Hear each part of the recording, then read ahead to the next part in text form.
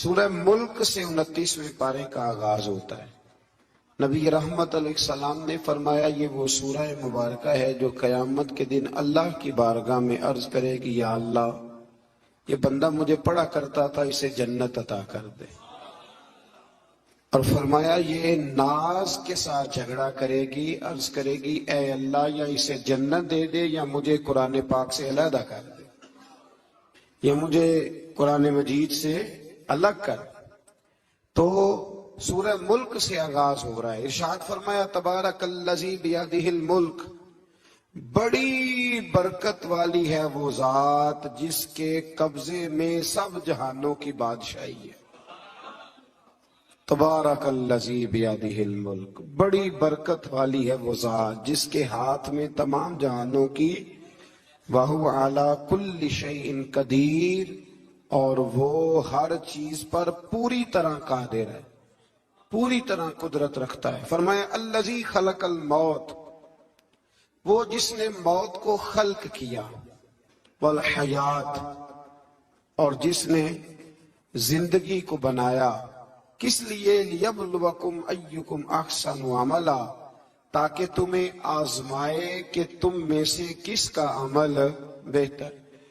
موت اور حیات، پیدا ہوتا ہے انسان، جوان ہوتا ہے، بڑا ہوتا ہے، پڑھائی کرتا ہے، کاروبار کرتا ہے، پتہ نہیں کون سے بد و جزر زندگی میں دیکھتا ہے، تو اللہ نے فرمایا اس کا ایک مقصد ہے۔ مقصد یہ ہے کہ پتہ چلے تم میں سے اچھے عمل کون کرتا ہے، تو ہم یہاں عمل کرنے آئے ہیں۔ قیامت کے دن جو بات ہوگی وہ اعمال کی ہوگی، مکان جائیداد کار کوٹھی کی بات نہیں ہوگی۔ تو اعمال، اچھا عمل، احسن عملہ کے تحت مفسرین نے لکھا ہے کہ کام نیکی کا جب بھی کرو ذرا زیادہ ہی اچھا کر کے کرو۔ وضو کرو تو سونا کر کے کرو، نماز پڑھو تو ذرا آج گئے پڑھنی جو ہے تو اب ذرا سونی کر کے پڑھو، قرآن شریف کی تلاوت کرو تو ذرا پیاری کر کے۔ ذرا میں مدرسے کے بچوں کے ساتھ کبھی کبھی بیٹھتا ہوں، ان سے بڑا کچھ سیکھنے کو ملتا ہے، تو کبھی کوئی بات ان کو کہنے کا بھی موقع ملتا ہے، تو میں انہیں کہا کرتا ہوں کہ ہمارے بزرگ، میری اماں جی جب قرآن مجید کھولتی تھی نا، تو جو وہ رنگ تھا نا بزرگوں کا، حالانکہ وہ حدیثوں میں ہم نے نہیں دیکھا، لیکن وہ کبھی ہم جا کے کوئی بات کرتے تھے نا، تو تلاوت کے دوران تو وہ جلدی سے منہ پہ انگلی رکھتی تھی کہ چپ کرو میں قرآن پاک پڑھ رہی ہوں، اور پھر شنیل کا غلاف، اور پھر اس غلاف کو علیحدہ چومنا، قرآن پاک کو علیحدہ چومنا، اور پھر اس کو ریل میں رکھنا، اور پھر کئی کر کے۔ تو ہم جو آج ہیں تو ہم اس عمل کو اتنا اچھا کر کے نہیں کرتے، بس ٹھیک ہے ہر وقت ہاتھ میں قرآن مجید رہتا ہے تو وہ رویہ نہیں، تو کام کرنا ہے تو اس کو کیا کریں؟ اچھا کر کے کریں، ذرا مزیدار کر کے کریں، عمل کریں تو ذرا بہترین عمل کریں۔ لیکن نبی کریم نے یہ نہیں فرمایا کہ میں تمہیں اخلاق سکھانے آیا ہوں، فرمایا میں اخلاق عالیہ کی تکمیل کرنے آیا ہوں۔ یعنی جو بڑا اخلاق ہے نا، احسن ترین عمل، اس کا میرے نبی پاک نے درس ارشاد فرمایا۔ اس کا ایک صحابی نے پوچھا یا رسول اللہ صلی اللہ تعالی علیہ وسلم بہترین عمل کون سا ہے؟ بہترین عمل؟ تو حضور نے فرمایا بہترین عمل اس بندے کا ہے عمر لمبی ہو پر کام سارے اچھے ہوں۔ یعنی تو احسن طریقے سے زندگی گزارے، اچھے طریقے سے تیرا وقت گزرے۔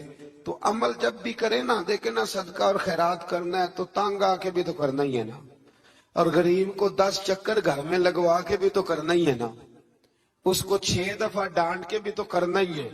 تو کرنا ہے تو لہذا صحیح کر کے کر دو۔ مطلب وہ گھر میں خاتون خانہ نے کپڑوں کے لیے پیسے مانگ لیے تو 1.5 گھنٹے کے لیکچر کے بعد بھی تو دینا ہی ہے نا، کیا خیال ہے آپ کا؟ تو اگر وقت پہ دے دیے جائیں تو چلو معاملہ ذرا، یا تو نہ دیں، بات ختم ہو گئی۔ تو اگر آپ نے 1.5 گھنٹے کے شدید احتجاج کے بعد بھی دینے ہی ہیں تو پھر یہ ہے کہ عمل کو اچھا کر کے کر لیں، ذرا اس میں خوبصورتی رہتی ہے۔ اللہ تعالیٰ سمجھنے کی توفیق عطا فرمائے۔ بڑے خوبصورت مضامین ہیں اس سورہ مبارکہ میں۔ آیت نمبر 19 میں اللہ نے فرمایا کہ کیا انہوں نے اپنے اوپر کبھی پر پھیلائے اور کبھی پر سمیٹے ہوئے پرندوں کو نہیں دیکھا؟ کیا تم نے کبھی دیکھا نہیں کچھ پرندے اوپر اڑتے ہیں تو پر پھیلائے ہوتے ہیں اور کچھ نے پر سمیٹے ہوتے ہیں؟ تو فرمایا ان کو فضا میں رحمان کے علاوہ کو روک نہیں سکتا، صرف ایک رب رحمان ہے جس نے انہیں فضا میں، یار جہاز آپ نے دیکھا اسے کون روکتا ہے؟ آپ یقین کریں کبھی اس پہ بیٹھا بندہ غور کرنے لگ جائے نا میں کہاں ہوں تو ہو سکتا ہے پریشان ہو جائے، کون روک کے رکھتا ہے اسے؟ تو فرمایا یہ رب کی قدرت ہے، جہاں چاہے جس کو چاہے وہیں کھڑا فرما دے، یہ اللہ تبارک و تعالیٰ کی قدرت ہے۔ آیت نمبر 20 میں اللہ کی مدد کرنے اور رزق عطا کرنے کا بیان ہے کہ اللہ مدد بھی کرتا ہے تمہاری اور تمہیں رزق بھی عطا کرتا ہے۔ آیت نمبر 23 میں فرمایا کہ اللہ وہ ہے جس نے تمہیں پیدا کیا، تمہیں سننے، دیکھنے اور سمجھنے کی صلاحیتیں عطا کی، مگر بندے بڑے کم ہیں، بڑے کم بندے ہیں جو اللہ کی نعمتوں کا شکر ادا کرتے ہیں۔ یہ سوچنے سمجھنے کی صلاحیت آپ کے خیال میں چھوٹی نعمت ہے؟ بہت بڑی نعمت ہے۔ آپ یقین کریں بعض لوگوں کے پاس سارا کچھ ہوتا ہے لیکن شعور کی دولت نہیں ہوتی، تو یہ بہت بڑی نعمت ہے، اس کا بھی اللہ کی بارگاہ میں شکر ادا کیا کریں۔ جب اللہ کوئی عقل شعور دے دے تو دوسروں کو بیوقوف سمجھنے کی بجائے نا اس نعمت پر اللہ کا شکر ادا کریں۔ آگے سورہ قلم ہے، اس سورہ مبارکہ کے اندر اللہ تبارک و تعالی نے نا قسمیں ارشاد فرمائی اور قسم کھا کے کہا کہ محبوب آپ کوئی مجنون نہیں، آپ کو دیوانے نہیں، یقیناً آپ کے لیے ایسا اجر ہے جو کبھی ختم نہیں ہوگا۔ اور پھر فرمایا وَإِنَّكَ لَعَلَىٰ خُلُقٍ عَظِيمٍ، محبوب جتنے عظیم الشان اخلاق تھے نا ان سب کا ہم نے آپ کو مالک بنا دیا ہے۔ یہ اعلیٰ لفظ اصطلاح ہے، قبضے کے معنی میں آتا ہے عربی میں۔ فرمایا ہم نے آپ کو اخلاق عالیہ کا مالک بنا، جتنے اچھے اخلاق ہیں ان سب کا اللہ نے نبی پاک کو مالک۔ اور سب مفسرین نے بڑا کچھ لکھا، پر بریلی کے امام نے ایک جملہ لکھا تو بڑا ہی شاندار لکھا۔ اعلیٰ حضرت فرمانے لگے کہ اخلاق یہ نہیں کہ جو کام اچھا تھا وہ نبی کریم نے کیا ہے، بلکہ فرماتے ہیں جس جس کو حضور نے کر دیا وہ اچھا ہو گیا، جس جس کو حضور نے کر دیا وہ اچھا۔ فرماتے رسول کریم کا مسکرانا بھی اچھا ہی ہے اور کبھی دین کی مخالفوں پر ناراض ہونا بھی اچھا ہی ہے۔ نبی پاک علیہ السلام کا بدر میں تلوار اٹھانا بھی اچھا ہے، اور رسول کریم صلی اللہ تعالی علیہ وسلم کا فتح مکہ کے دن معاف کر دینا بھی، یہ سارا کچھ ہی اچھا ہے۔ بس جس کو حضور جب کرتے گئے وہ اچھا ہوتا گیا۔ آگے پھر سورۃ الحاقہ، اس سورہ مبارکہ کے شروع میں قیامت کے حق اور یقینی ہونے کو بیان کیا گیا ہے، پھر قوم سمود اور قوم عاد اور فرعون پر نازل ہونے والے عذاب کا ذکر ہے۔ یہ سارے مضامین پہلے بیان ہو چکے ہیں نا جی، ماشاءاللہ تفصیل سے ہم سن چکے ہیں، قوم عاد، قوم سمود، ان سب کے بارے میں اس سورہ مبارکہ میں اللہ نے بیان فرمایا۔ اسی سورہ کی آیت نمبر 19 سے بتایا کہ قیامت میں جس کے نامہ اعمال اس کے دائیں ہاتھ میں دیا جائے گا یہ اس کے سرخ رو ہونے کی علامت ہوگی۔ جس کے سیدھے ہاتھ میں نامہ اعمال دیا جائے گا مطلب ہوگا کہ کامیاب ہو گیا، اور وہ افتخار کے ساتھ لوگوں سے کہے گا، بڑے فخر کے ساتھ کہے گا کہ آؤ میرا نامہ اعمال پڑھو۔ اس کے برعکس جس کا نامہ اعمال اس کے بائیں ہاتھ میں دیا جائے گا یہ اس کی رسوائی کی علامت ہوگی، اس کی رسوائی کی علامت ہوگی۔ وہ کہے گا کاش میرا نامہ اعمال دیا ہی نہ جاتا اور موت کے ساتھ ہی میرا قصہ ہمیشہ کے لیے ختم ہو چکا ہوتا۔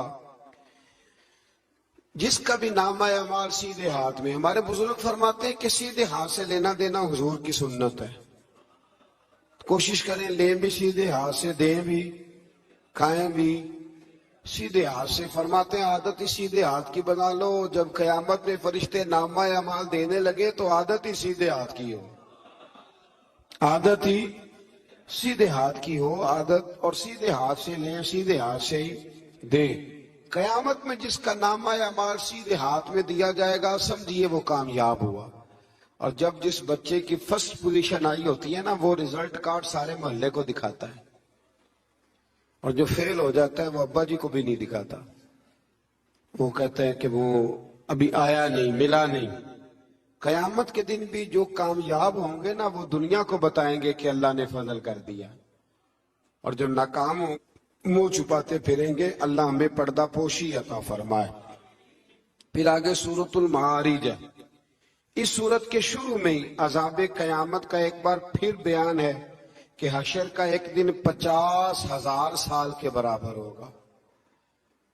आसमान पिघले हुए तांबे की तरह हो जाएगा, और पहाड़ धनी हुई रंगीन ऊन की तरह हो जाएंगे। कोई किसी का पुरसाने हाल न होगा। उस वक्त मुजरिम ये तमन्ना करेंगे कि बीवी भाई रिश्तेदार, बीवी भाई रिश्तेदार और तमाम अहले जमीन सबको अपना फिदिया दे के अपनी जान छुड़ा ले, सबको धोंस दे आग में, लेकिन अपनी जान छुड़ा ले। उस दिन इंसान का ये हाल होगा। ये जो कुछ लोग, मैंने पहले भी कहा था कि कुछ लोग ना मजाक उड़ाते हैं क़यामत के अजाब का, कब्र के अजाब का। ये बात दुरुस्त नहीं है। देखे ना कि अल्लाह ताला ने कुरान मजीद की वाज़े आयात में अजाब का जिक्र फरमाया है। क्यों फरमाया? कि लोग उस अजाब से डरे, उससे बचने के लिए तैयारी करें, ये बयान फरमाया। अब यहाँ लोग मजाक उड़ाते हैं माज़ अल्लाह ताला, कहते देखो जी फला मौलाना कह रहे थे बुच्चू आएंगे तो ये होगा। खुदा के बंदो, मौलाना कौन होते हैं? मौलाना कौन होते हैं ये बात करने वाले? ये तो हदीसों में